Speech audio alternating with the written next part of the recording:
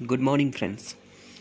Welcome to our YouTube channel literary world with Suryesh Pratap Singh. Friends, आज हम लोग एक नया चैप्टर 3 क्वेश्चंस को स्टार्ट करने चल रहे हैं और इसका हम लोग पूरा फुल एक्सप्लेनेशन देखेंगे। ये जो चैप्टर है ये प्रिस्क्राइब्ड है क्लास 7th में NCERT में, ठीक है। तो ये जो चैप्टर है 3 क्वेश्चंस, ये लिखा गया है लियो टॉल्स्टॉय के द्वारा, जो एक रशियन ऑथर हैं, और इसको उन्होंने 1885 में कंपोज किया था, ठीक है। तो इस चैप्टर को पढ़ने से पहले हम लोग थोड़ा सा देख लेते हैं। ये एक प्रकार की पैराबल है, और पैराबल क्या चीज़ होती है? पैराबल होती है एक प्रकार की ऐसी स्टोरी जिससे हमें कुछ मोरल लेसन मिलता हो, ठीक है। तो देख लेते हैं इसको पढ़ने से पहले इसमें क्या, इसके बारे में, इस चैप्टर के बारे में क्या बताया गया है। A king has 3 questions and he is seeking answers to them. तो इस कहानी में एक राजा है जिसके पास 3 प्रश्न हैं और उन प्रश्नों के उत्तर को वो तलाश कर रहा है। What are the questions? वे क्वेश्चंस कौन कौन से हैं? Does the king get what he wants? क्या राजा को मिलता है उसके प्रश्नों का उत्तर? ये हम लोग आगे स्टोरी में देखते हैं। The thought came to a certain king that he would never fail if he knew 3 things. तो एक राजा था जिसके मन में एक विचार आया कि अगर वो 3 चीज़ों को जान ले तो वो कभी भी फेल नहीं होगा। These 3 things were, और वो 3 चीज़ें कौन कौन सी थी? What is the right time to begin something? कोई चीज़ करने का सही समय क्या होता है? Which people should he listen to? किस व्यक्ति की बात उसे सुननी चाहिए? What is the most important thing for him to do? और वो कौन सा कार्य है जो सबसे महत्वपूर्ण है? The king therefore sent messengers throughout his kingdom, promising a large sum of money to anyone who would answer these 3 questions. इस प्रकार राजा अपने संदेशवाहकों को पूरे साम्राज्य में भेजता है और ये वादा करता है कि जो भी उसके इन तीनों प्रश्नों का उत्तर दे देगा उसको बहुत बड़ा अमाउंट, बहुत बड़ा पैसा, बहुत बड़ा धन उसको जो है राजा भेंट में देगा। Many wise men came to the king.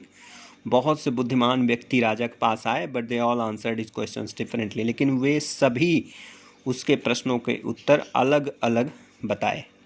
In reply to the first question, some said, the king must prepare a timetable and then follow it strictly.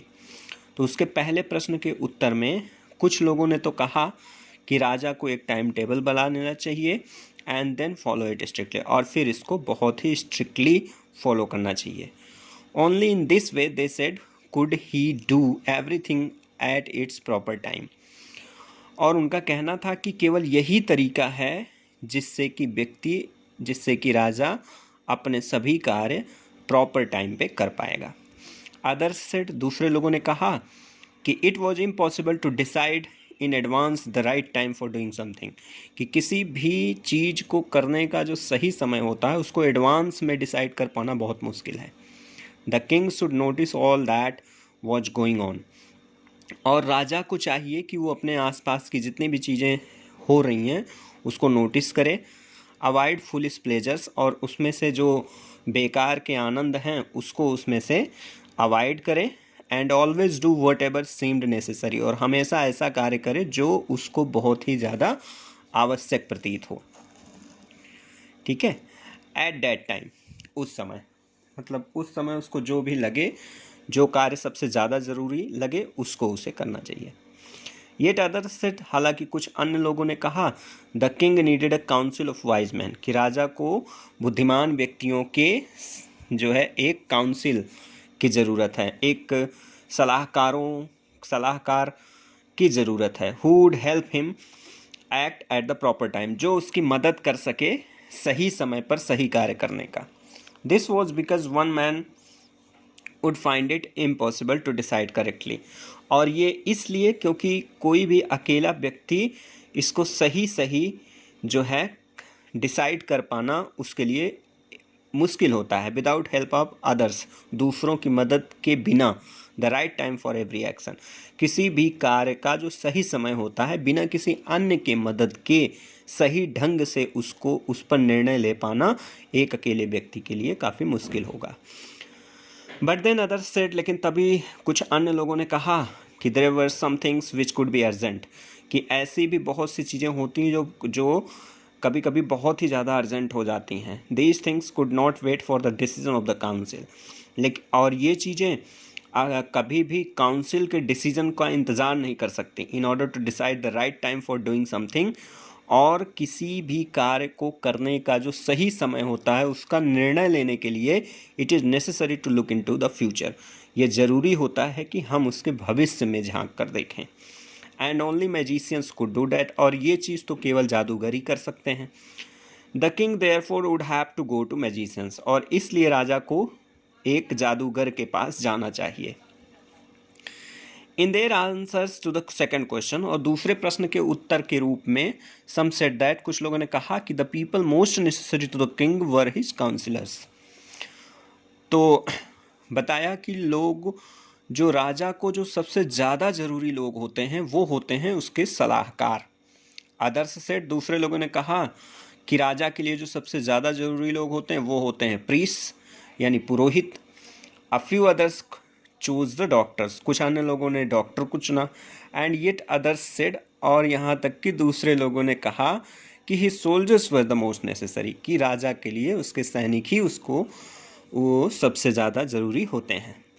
To the third question, और तीसरे प्रश्न के उत्तर के रूप में सम सेड, कुछ लोगों ने कहा कि साइंस जो होता है वो सबसे महत्वपूर्ण होता है। अदर्स चूज फाइटिंग, दूसरे लोगों ने कहा कि युद्ध राजा के लिए सबसे महत्वपूर्ण कार्य है। एंड येट अदर्स, और दूसरे लोगों ने कहा रिलीजियस वर्शिप्स यानी धार्मिक पूजा कर्मकांड, ये सब ज़्यादा ज़रूरी होता है राजा के लिए।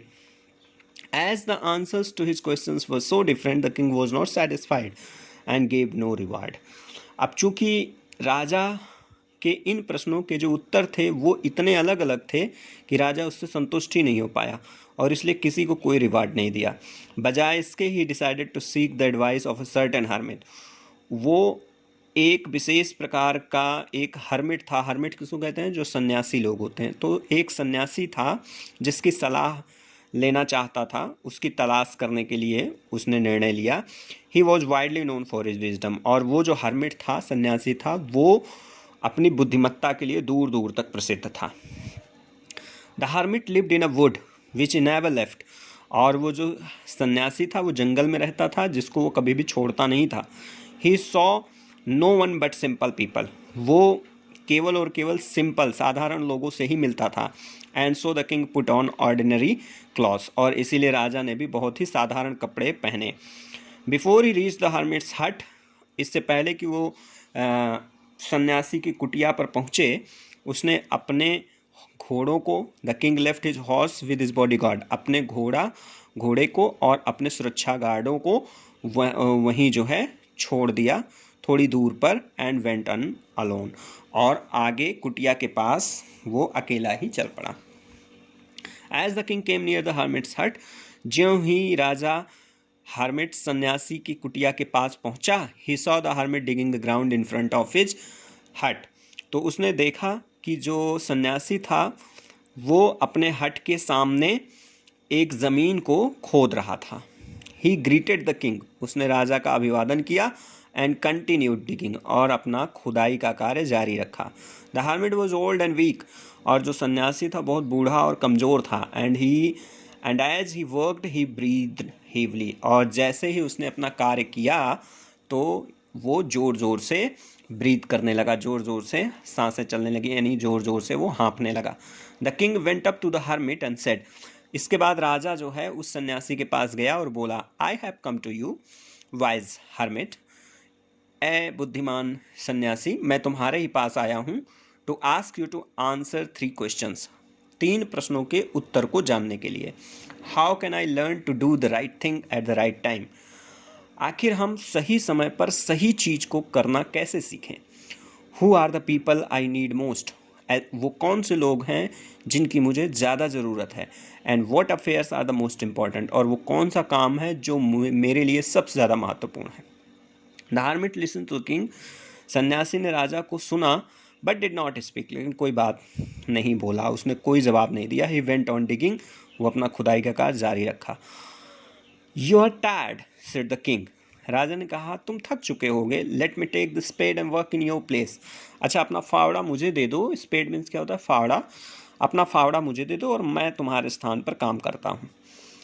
थैंक्स सेड द हर्मिट, सन्यासी ने कहा धन्यवाद।